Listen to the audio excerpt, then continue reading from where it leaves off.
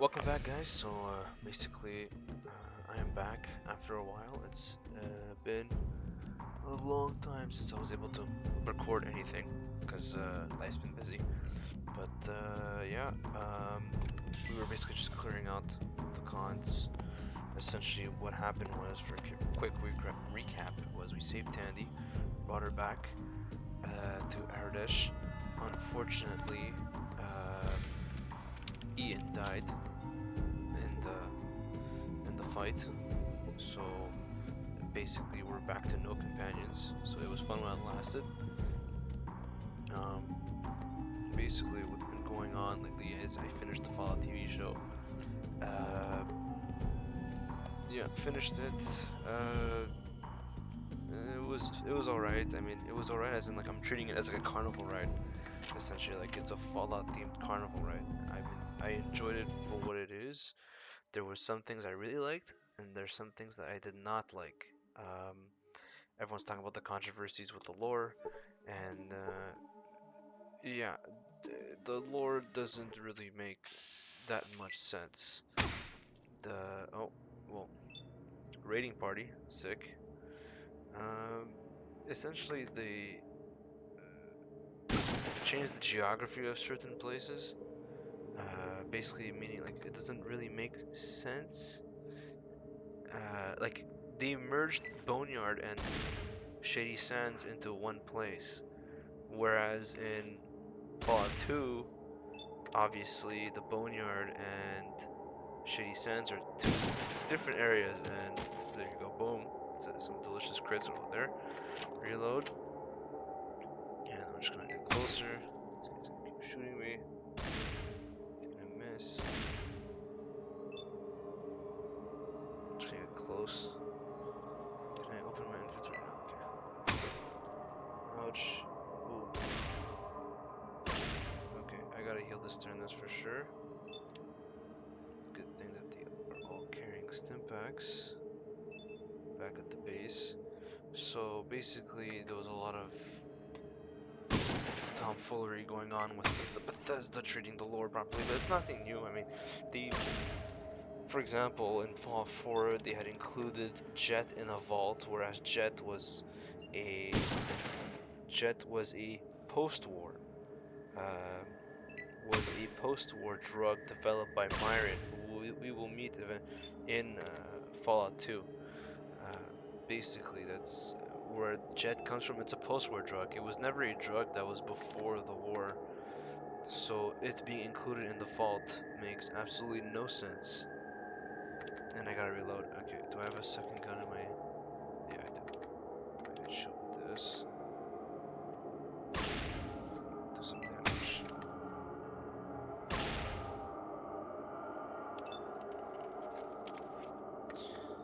If I reload this, and then this, do eye shot. It doesn't do enough damage. Shit, I might die here. Oh wow, he hit his friend by accident. Nice. In the eyes, and I hit his friend by accident. Okay. I did it. I might die here. And I'm dead. Okay, sick. That was going well for a bit. Just ran out of healing. Just gonna go back. Oh yeah, there was this guy here. So yeah, there was a lot of changed the lore a bit, and even here, even in the show, there's well, spoiler alert. Okay, so giving you guys an ample warning that it's spoiler alert for those watching. The NCR in Shady Sands gets nuked in the show. I guess not in the show, it's off screen, but they get nuked well in advance, and so what ends up happening is that well, the NCR is no longer the main superpower of the Wastes. It's now the Brotherhood of Steel. The thing is, though, is that it's a mischaracterization of the Brotherhood of Steel, in the sense that the Brotherhood of Steel is never this, like, we're going to take over the Wasteland, or we're going to rule so that other people don't suffer. They were not a faction that was focused on being a nation state. All they were focused was on what Roger Maxson had wished for them, is that to essentially protect the wasteland and humanity from themselves by finding pre-war tech and safeguarding it so that it cannot be misused like it was in his time when the nukes dropped. So making them into this nation state like apparatus doesn't make entirely much sense with their characterization. And I keep missing this. This is ridiculous. Um, so all of this compounding it together, making it a really weird show where it's like I feel like I don't want to make it like I would watch it, and I'm definitely gonna watch season 2, but I wouldn't watch it seriously in the sense that like I'm a huge Fallout fan. I'm not gonna watch it take the lore seriously. I just don't see it as it like that. People are gonna be like, oh, you're just being picky or whatever. But dude, like I mean, what they essentially invalidate all of the actions that our characters take in Fallout 1 and 2. I mean, like, just look at this. We have the chosen one in Fallout 2 who gets to see the consequences of his ancestors' actions in Fallout 1, which is what we're doing right now. Everything we're doing at the moment is being essentially spit on because for some reason, I don't know why, Todd Howard cannot fathom Fallout having any functional post-war society. You take a look at Fallout 4. It's 200 years into the future after the bombs dropped, and there's still Boston still looks like a shithole. Yes, obviously nuclear devastation, and there's not the infrastructure to fix it. But at the same time, you look at New California in Fallout 2. At that point, the people are back to doing 9 to 5 jobs. It's like not even an exaggeration. You guys are gonna see, like in Fallout 2, you even see in the show, right, when they're like representing Shady Sands as what it once used to be like. They've got like trams, a library. Like they got to the point where, as a society, they were able to thrive and not even focus on just surviving anymore. In Fallout 1, they're focused on surviving.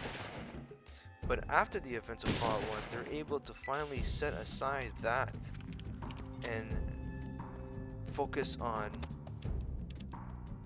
rebuilding, which is what, for some reason, again, Todd Howard, like you have in Fallout 4 Diamond City, but that's it. And you have little maybe farming communities here and there, right? But it's like, that's it. You look at New Vegas, for example, where I know it says that, New Vegas House managed to, he managed to, what's the word? Stop bombs from dropping. Well, he didn't stop them from dropping. They dropped, but he managed to protect Vegas as much as possible, which is why it looks so pristine compared to like. I'm trying to find Junktown now. Oh boy, what just happened? I feel better. Nice. Okay, well, I'm no longer addicted to buff out. That's for sure. Thank God. Just get out. Where is Junktown? My goodness, where is it? Somewhere here. Feel it. God, I'm just walking around like a dum-dum.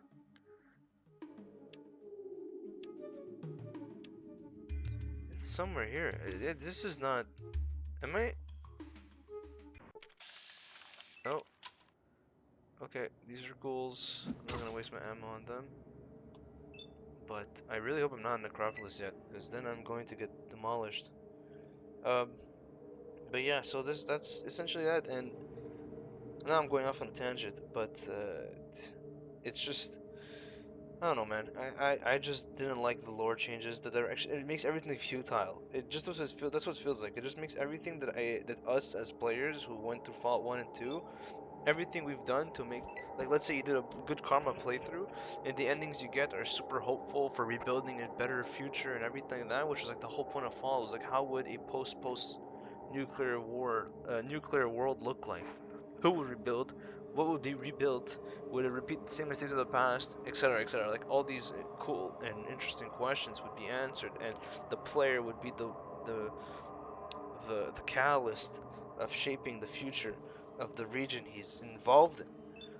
But you just think of watching the Fallout. You look at the Fallout show and you look at what you've done here. It's like it doesn't mean anything anymore because everything just gets blank. It's cleaned. Everything is reset to zero. California doesn't exist anymore. Nothing matters. That's what it feels like. It really feels like nothing matters. And I read one article where one of the directors, or I'm assuming people who worked on the show, I don't remember the role, said that, well, when we're looking at Vegas, we're gotta think to ourselves, well, obviously nothing's changed. Obviously nothing. It's impossible that nothing had changed from the games to now. So there has to be a change. Yeah, a change. Of course. I mean, time moves on, but it doesn't mean you have to destroy it too. Like, oh, why does it have to be destroyed? It doesn't have to be destroyed. There's like two or three out of the four endings where Vegas doesn't explode. Why would you have to destroy it? I mean, Shady Sands too. Oh, why is it that your ultimate conclusion is to nuke Shady Sands? And the reason for it in the show is quite stupid too. It's like, oh, because I did it for Vault-Tec essentially. That's what he's saying. Am I at Necropolis? I'm at Necropolis. Oh, I don't even, I went too far down. Oh my god. Okay, I went too far down. That's the Raider camp. Where is it? Okay, well I got Necropolis. Where the heck is the hub? Or like Junktown? Ah shit. Yeah, I gotta find the water chip. I know.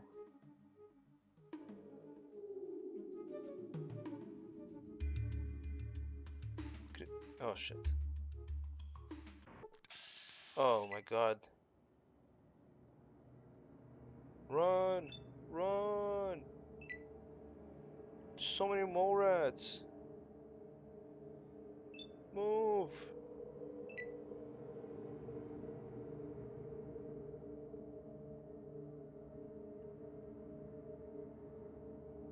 Screw you. I'm out. So yeah, just to see that everything we worked for is gone is kind of just depressing. It's, it's pretty depressing, actually. So, yeah, that's pretty much my thoughts on the show. I'm still gonna watch season 2 to see what's going on, but again, like I did like some parts of the show, like not to completely just destroy the show. Is I like Norm's character. I liked him a lot. He went. I thought he was gonna be like this cowardly character with like no balls, and he proceeded to be like a man of like you could see that the kid has like principles. You know, I like that a lot. I like the ghoul character, Howard, even though like him having like anti-feral ghoul serum, it's just weird. Like who developed it? If it didn't exist before, why does it exist now? Shit. Like, I remember there's a small story like side quest in Fallout New Vegas where uh, there's a town called Camp Searchlight. This is leading into it, I promise. There's a town called Camp Searchlight where it got decimated by nuclear devastation from the Caesar's Legion. They didn't like nuke it, but they released toxic chemicals which irradiated the entire town. So the soldiers in oh my god, the soldiers in the NCR soldier station at that town, some of them became ghouls and got feral like almost instantly. There's one soldier you could find sleeping in a house. He's gone. He's turned into a ghoul, but he's still like conscious. Right? He's still a person, and he's afraid to go back because he knows that if ever he becomes feral, they're gonna kill him. So he decides to sleep and live the rest of his days in that place. But you can convince him to eventually join his buddies and join, and the captain won't kill him and everything like that, and it'll be fine. But that fear of him, like, because he knows that as a ghoul, as time goes on, he will eventually go feral. Which kind of it's interesting is the fact that does he just keep on living or should he just like stop living? And I know I'm overanalyzing a simple story like that, but it's like now that there's anti-ghoul serum, there's not really much of a point to it, essentially. Oh my god, is it here? Is it here? Is it the hub or is this Junktown? This is Junktown, finally. My goodness, I didn't remember it being this far off. Put what away? Your weapon, idiot. Killing it won't take your weapons away, but you better damn well keep them in your holster. Oh. Bite your laws. Fuck you. No, put it away. Don't want to mess with Killian. Alright. Oh.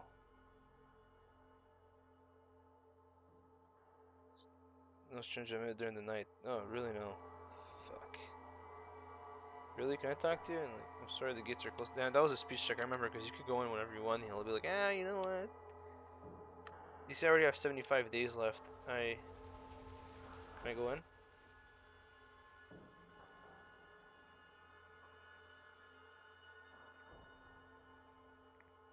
The hub, sure. Okay, it's not your place to have a good day and don't make any trouble. No problem, man. I get to talk to Killian. Killian. That's a guard. Where's Killian? I like my boss. I like your boss too. If I could talk to him. Wait, an hour maybe? Where is he at?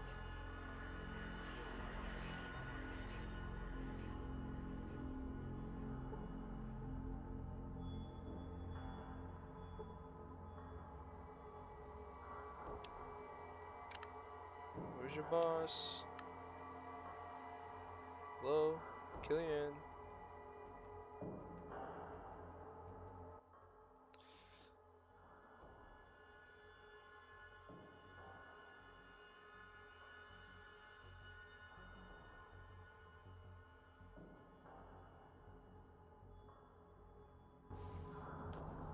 Where's Killian? Dude, usually he's here. You walk in on him dealing with some stuff. Okay, well, we'll explore and then we'll come back. This doctor is doing a little, some sort of shenanigans. Doc Morbid. If you catch my drift.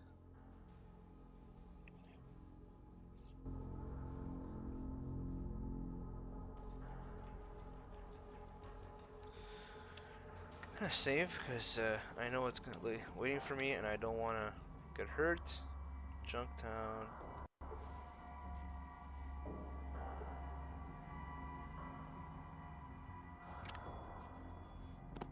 Put the shotgun back in my head. Reload. You can talk to him. Ready to go to the hub. To eat. You see, for Bob to sell to eat. This is gonna lead to a quest in hub.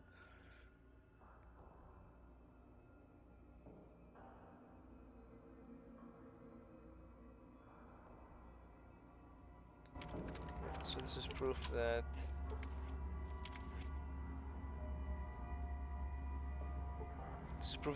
Doc Morbid is selling meat to somebody at the hub who's human meat to someone at the hub who's selling it back. This guy's gonna try and kill me. Okay, cool beans, dude. You're gonna get fucking blasted. Hit in the groin for 12 points. 82% in the eyes. There you go. Fucking dead. Yeah, when I play these games, I tend to play like a super good character, but also at the same time, it's like I don't have tolerance for. Like, I don't like raiders and. Ooh, this is a gun. Why would I do that? Okay. Like raiders and stuff like that, I just. It's on site. It's just on site. Like, I don't want to deal with them. I'd rather they be dead so that people don't have to fear for their lives, you know? To like, cleaning up the waste, essentially. Like, if I had to be summarized, be like the sneering imperialist. Sneering imperialist. It's filled with chunks of organs and body parts. Yeah. So now that's a lock, and I want to see if I can lock it, even though my skills are low. Yeah, you failed to bypass the lock. I know if I try too many times. I said something in the first part, I think, where you can keep trying. You can't. If you keep trying, at some point the lock will break, and then you're like locked out of it. And he just. Okay, he just went down. Buddy, what? Okay. Yeah, fuck Doc Morbid. Fuck him. Oh yeah, Burst Fire, SMG, 55 points. This is when we get a nice power boost. And he's dead. I love it. I love that animation so much. We're gonna have to take care of the guards upstairs though, that's for sure. Let's search him. Yeah, some medical supplies. And multi-tool, I think we're gonna need that later. This. I'm gonna save here, just in case. So yeah, that's pretty much it. After watching the show, it just made me want to go back and play Fallout 1, and I'm excited to play Fallout 2 because I actually never got to finish it myself. I do know what happens in it, but I never got to finish it myself because I keep making a new game because I'm like, oh, I messed up, I messed up, I messed up. So I'm looking forward to actually getting through the first two games. Fallout 1 I finished multiple times. Fallout 2 is going to be a new experience for me to finish, and then jumping into Fallout New Vegas. I might do Fallout 4. Fallout 3 is just hard to play because I don't know if they patched it yet or not, but running it on modern hardware requires a lot of headaches, and I just don't want to deal with it. And that's pretty much that. So I'm gonna end the video here actually. It's been a while, and thank you so much for guys for tuning in, and I hope to see you guys next time. Peace.